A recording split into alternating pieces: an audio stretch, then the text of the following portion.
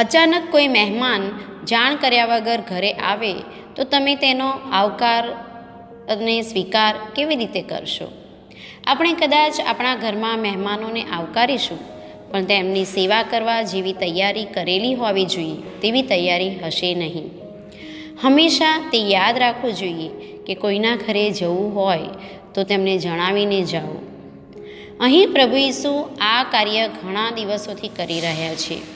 પ્રભુ ઈસુ સતત કહે છે કે ઈશ્વરનું રાજ્ય આવી પહોંચ્યું છે. આજે આપણને તૈયાર રહેવાનું કહે છે, જેથી ઈશ્વરનું રાજ્ય સાચે જ આવે ત્યારે આપણે અચંબામાં ન પડીએ.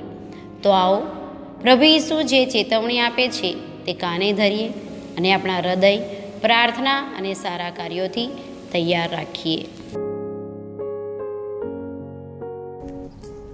સંત લુકના શુભ સંદેશમાંથી પાઠ 21મો અધ્યાય 34 થી 36 કડી સુધી.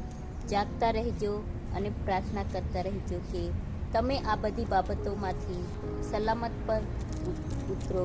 ઈસુએ શિષ્યને કહ્યું, તમે સાવધ રહેજો.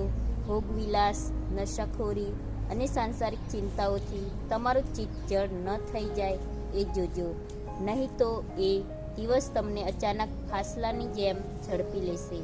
કારણ એ દિવસ ધરતીના પળ ઉપર વસતા એકે એક માણસ ઉપર આવી પડવાનો જ છે.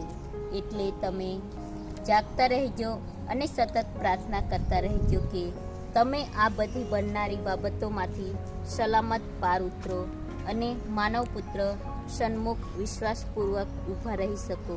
આ પ્રભુની વાણી છે, તે આપનો આધાર છે.